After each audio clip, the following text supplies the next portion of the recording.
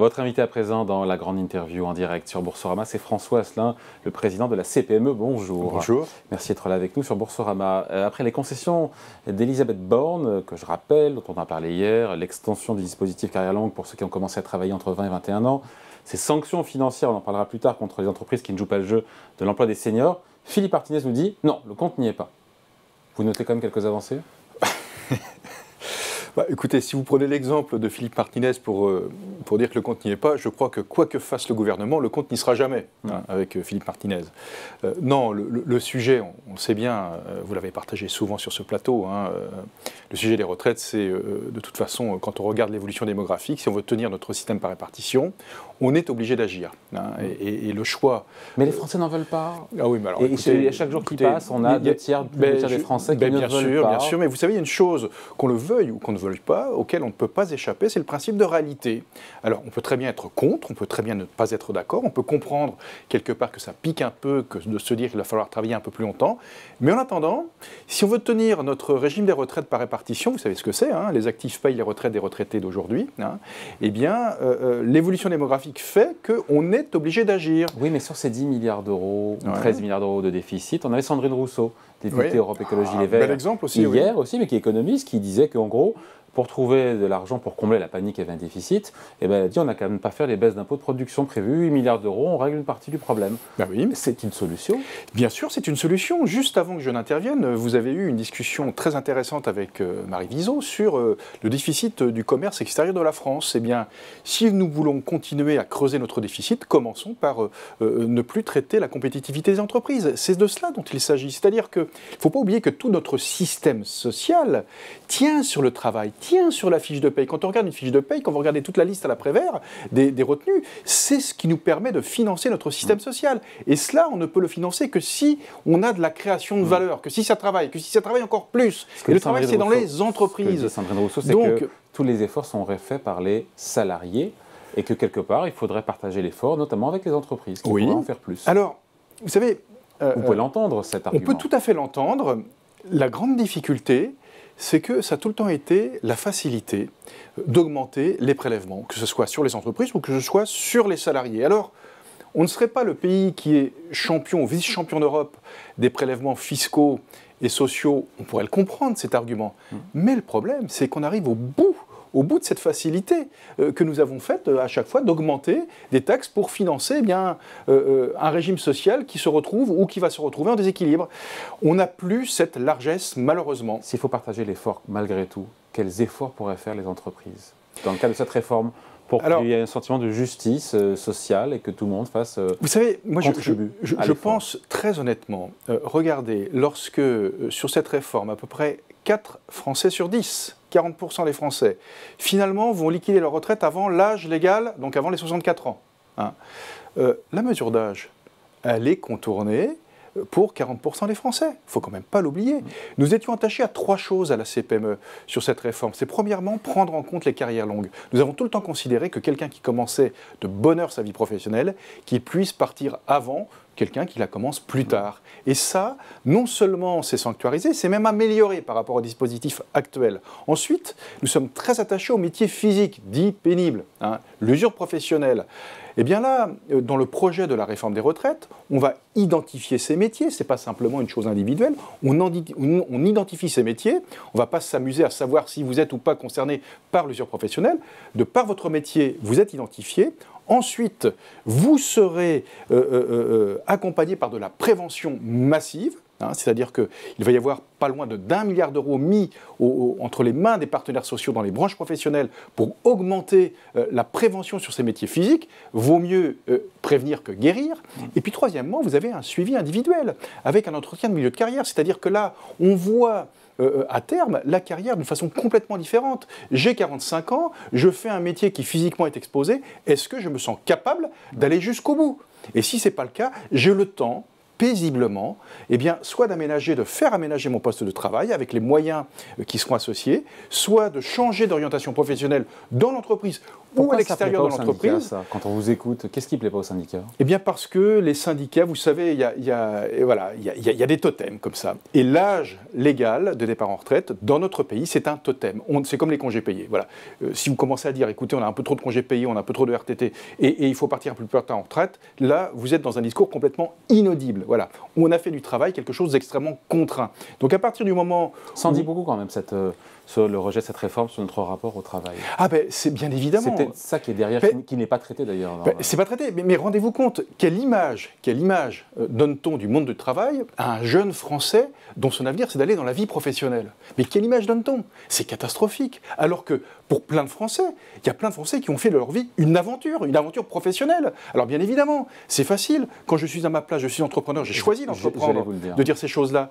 Quand on a un métier, quand on a un métier qui est compliqué, qui est franchement usant, enfin je veux dire il y en a plein, mais il n'y a pas de saut métier, voilà, il y a des métiers. Et donc pour ces gens qui ont posé du carrelage pendant toute leur vie, vous comprenez qu'ils aient envie de partir, rester à 62 ans? Mais bien évidemment, mais vous savez, quand vous êtes chef d'entreprise de ce genre de salariés, vous n'avez pas non plus envie de les voir complètement usés à l'aune de leur retraite, on a envie qu'ils terminent en bonne santé, et c'est pour ça que les dispositifs amortisseurs sociaux imaginés par le gouvernement sont particulièrement adaptés à ces métiers-là. Aujourd'hui, qu'y a-t-il pour ces métiers-là, quand vous êtes arrivé au bout du rouleau? C'est quoi? C'est l'inaptitude. C'est-à-dire que vous rentrez dans un bras de fer avec votre employeur et la médecine du travail pour espérer, au bout de 2 ans d'arrêt de travail, d'avoir ce certificat d'inaptitude. Et avec la retraite, avec le projet de réforme du gouvernement, qu'est-ce qui change? Eh bien, on voit les choses un petit peu plus intelligemment. C'est-à-dire qu'on anticipe tout cela. Hein. Ouais. Vous avez un suivi individuel. Ouais. Vous aurez un entretien de milieu de carrière avec la médecine associée. Hein, et si on ne trouve pas de solution?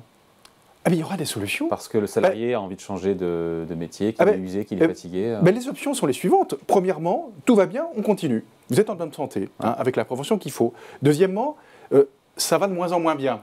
Et là, il faut peut-être réaménager le poste. Là, le réaménagement du poste ne fonctionne pas. Et bien là, c'est la réorientation, soit au sein de l'entreprise, soit à l'extérieur de l'entreprise. Mais voyez-vous, aujourd'hui, ça se fait naturellement dans plein d'entreprises.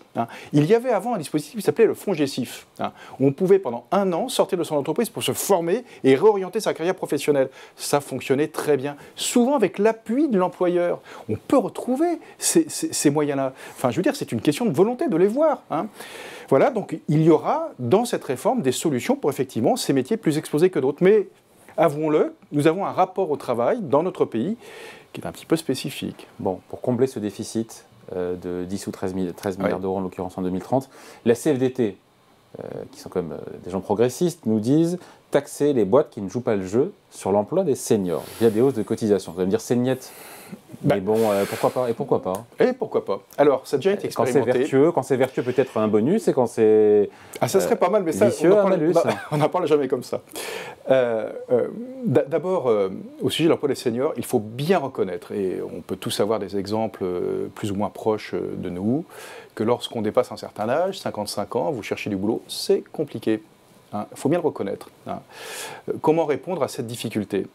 La tentation, là aussi, ce serait de se dire, effectivement, pour ceux qui ne jouent pas le jeu, on met en place des mesures coercitives. Alors, ça existait en 1987, la contribution de la lande. C'est-à-dire que si vous licenciez quelqu'un qui avait plus de 55 ans, vous aviez une telle taxe au licenciement, une telle surtaxe au licenciement, que finalement, vous n'embauchiez plus. C'est-à-dire que si vous verrouillez la sortie, vous allez verrouiller l'entrée.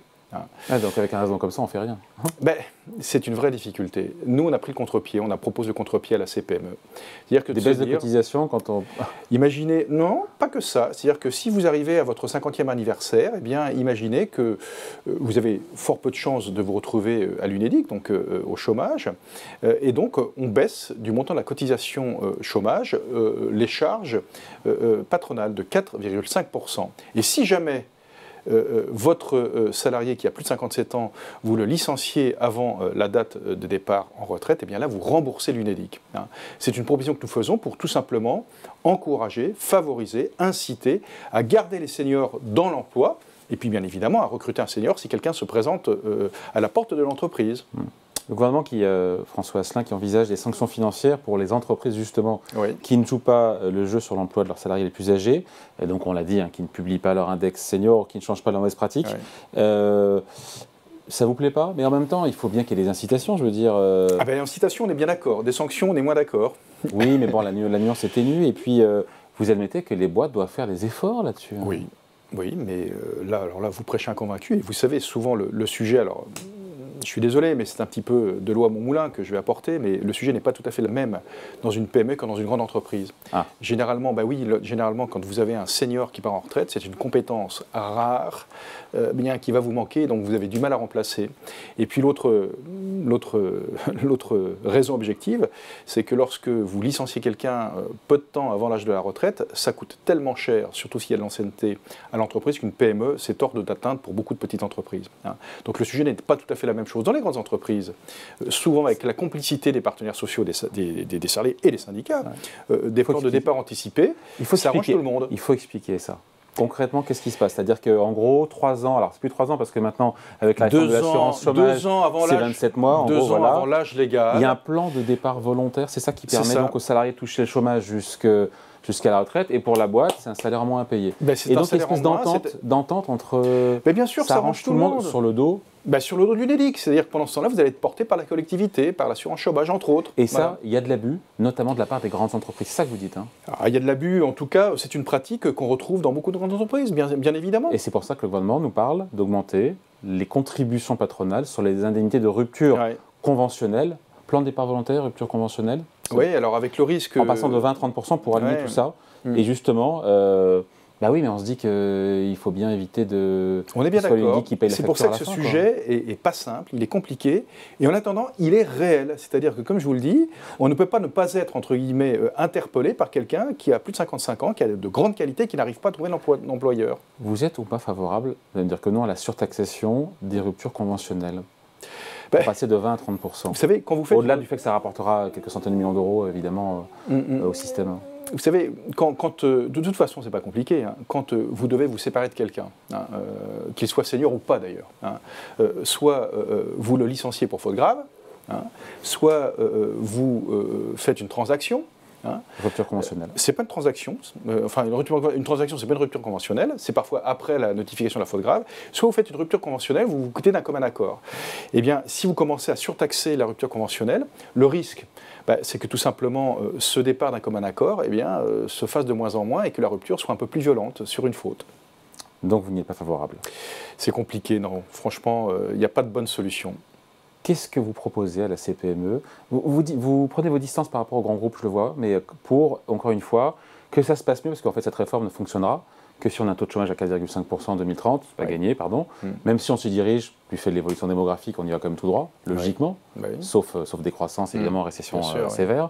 Qu'est-ce qu'on fait pour inciter sans contrainte, j'ai compris l'idée, inciter sans sanctionner, mais bon, après on peut être dubitatif, mais bon, bref, pour que les entreprises continuent à miser sur leurs seniors, plutôt que de les mettre sur la touche, qu'elles les conservent pour que cette réforme effectivement fonctionne. Il faut bien dire une chose, c'est que quelqu'un qui a plus de 50 ans, qui cherche du boulot, un employeur, et là quelque part c'est un appel que je lance, c'est un investissement pour 10 ou 15 ans qu'il va pouvoir faire, mine de rien. C'est-à-dire que la retraite, c'est pas pour demain ou après-demain. Donc il peut miser sur ces personnes.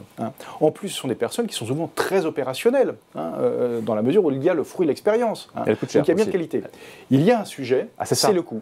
C'est ça le sujet. Mais c'est vrai, non, parce que vous prenez par exemple, vous êtes secrétaire de direction, vous avez un certain niveau de salaire, et puis vous vous retrouvez à plus de 50 ans à chercher du boulot. Eh bien, lorsque vous avez trouvé un poste, il y en a, vous risquez d'avoir un niveau de salaire de secrétaire, on va dire, débutant dans la vie active, avec votre expérience et bien évidemment le salaire de votre ancien employeur. C'est insoluble ce truc. Eh bien là, c'est compliqué, mais c'est insoluble, oui et non. C'est-à-dire que tout dépend la nature de votre qualification, tout dépend votre spécialisation, tout dépend votre métier. Il y a un sujet sur lequel je voudrais revenir quand même, c'est tout ce qui concerne l'inaptitude. Pour tous les métiers qui physiquement sont exposés, il faut absolument mutualiser l'inaptitude. Pourquoi ? Parce que lorsque vous recrutez quelqu'un, ce n'est pas un contrat de travail que vous signez, c'est une adoption. Le dernier employeur devient titulaire de tout l'antécédent santé de la personne qu'il recrute. Et quand vous avez un métier physique, eh bien, vous pouvez très bien développer une maladie professionnelle que le dernier employeur, bien évidemment, ne connaît pas et n'a pas à connaître, mais que vous déclenchez. Et là, qu'est-ce qui se passe ?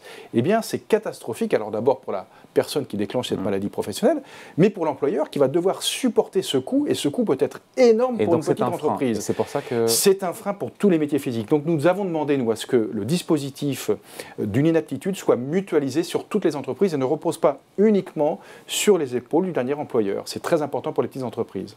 Quelles mesures fortes, on se quitte là-dessus, encore une fois, pour que les boîtes gardent leurs seniors? Parce que c'est comme faire de l'incitation, comme je vous le disais, à partir de 57 ans, baisser la cotisation des charges sociales, quitte à rembourser l'UNEDIC si jamais vous licenciez cette personne. Deuxièmement, le cumul emploi-retraite, vous avez 6 mois de carence. Aujourd'hui, comment ça fonctionne ça, le cumul emploi-retraite? Aujourd'hui, vous pouvez travailler, vous liquidez votre retraite, vous sortez de l'entreprise, mais vous avez un délai de 6 mois avant de revenir chez l'employeur, chez votre employeur précédent.